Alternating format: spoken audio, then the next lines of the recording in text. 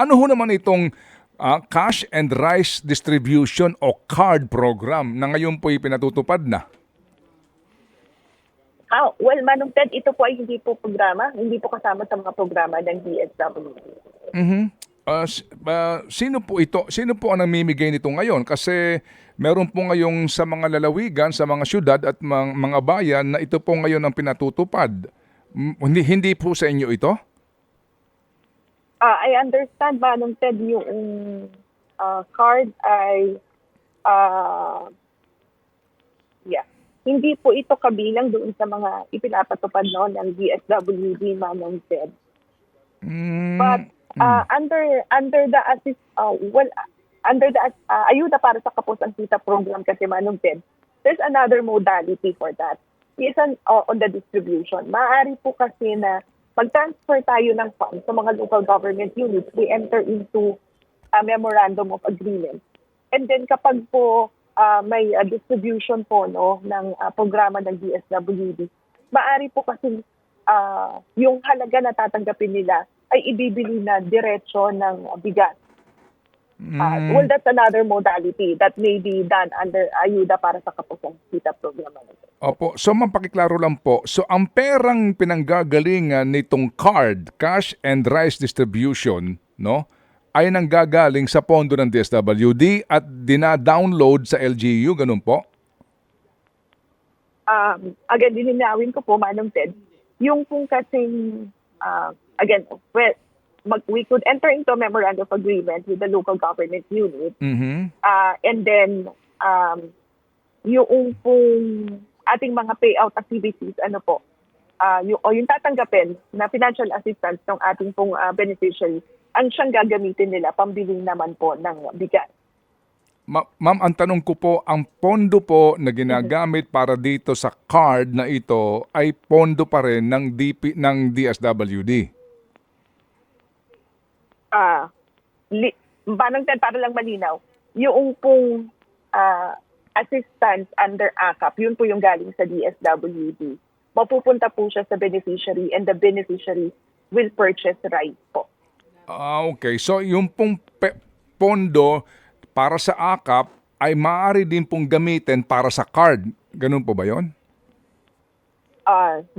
Si beneficiary po ang bibili na. Kumbaga, natanggap niya na yung kanyang financial assistance, siya na po yung bibili ng bigas na inaayos naman po sa local government.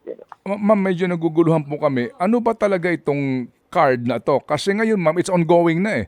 May mga LGUs po na namimigay nito, no? Cash and rice distribution. Meron ka ng cash, meron ka pang bigas. At ang sinasabi nga daw po, DSWD ito na pondo. Klaro ho ba yun, ma'am, na talagang ito po'y pondo ng DSWD at ang ibinibigay sa mga LGUs for distribution? It's actually, Manong Ted, para mas malinaw talaga, it's actually the financial assistance that were distributed to the beneficiary na gagamitin po nila pambili ng bigas.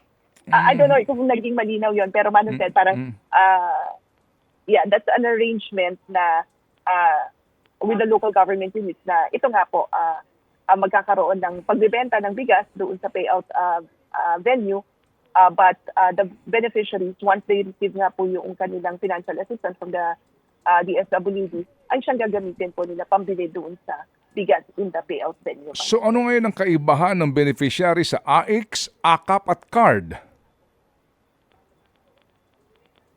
Well, of course, Manong Ted, yung beneficiaries, una-una, may mga requirements po silang sinumite. Meron din pong assessment na isinagawa ng ating mga social workers. Tiniyak kung kabilang rin po sila doon nga po sa either pinakamahirap or doon naman po sa kabilang sa informal sector, Manong Ted. At sila nga po ay natukoy, batay na rin po doon sa mga isinumite nilang mga requirements. Meron bang actual na implementing rules o guidelines itong card na to? Manong Ted, yung pong CARD, again, hindi po kasi iyan kabilang doon sa DSWD list of programs. So, again, na nabanggit ko lamang Opo, po that there's oo. a modality under the AKAP program Mhm. na maaari nga pong magkaroon ng ganyang pong execution Okay, opo. ng distribution ng rice para dun sa ating mga beneficiaries using of course the assistance that they have received under the AKAP. So yung modality na binabanggit nyo para sa CARD na ito, LGU na ang bahala dito? Meaning, maaring yung 4-piece ko sa aking lugar, yung AX recipient ko at AKAP recipient ko ay recipient din ng card? Tama po, Manong Ted. Doon sa ating umiiral na panuntunan, nakalagay po na yung pong mga LGUs ang magiging responsible din po doon sa doon sa proper disposition o the disbursement at liquidation nga po noong mga funds na magagamit para dito sa modality na ito under the AKAP program. At ito yung sinasabi ko na maaari tayong transfer of funds naman for the implementation of rice assistance. Opo. Pero yung pera na yon hindi dina-download yun sa LGU, ma'am. DSWD ang disbursing office pa rin dito, yung local po doon sa lugar? Manong Ted, linawin ko po yung DSWD national, yung po yung nandun sa field office. Pero meron po tayong DSWD, yung municipal or city social welfare development office. Ito naman po ay doon sa local government unit dahil devolved nga po ang social welfare. But meron the fund dito silang fund is coming social- from but the fund for card is coming from the national DSWD. Dina-download po. Sino ang nagdi-disburse? Ang pera po ba? Sino po ang nagdi-distribute dito? Yung DSWD na local o yung LGU mismo po? Yung office ni mayor, office ni congressman o office manunino? Well, nakasaad po iyan, Manong Ted, doon sa Memorandum of Agreement na i-execute ng DSWD with the local government unit. So, maaari naman po na i-force po nila doon sa kanilang municipal social welfare development office. So, again, dina-download doon sa LGU yung pera.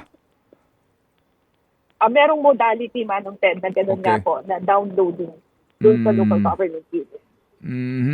So kapag ganun, bahala na din ang LGU sa identification ng recipient.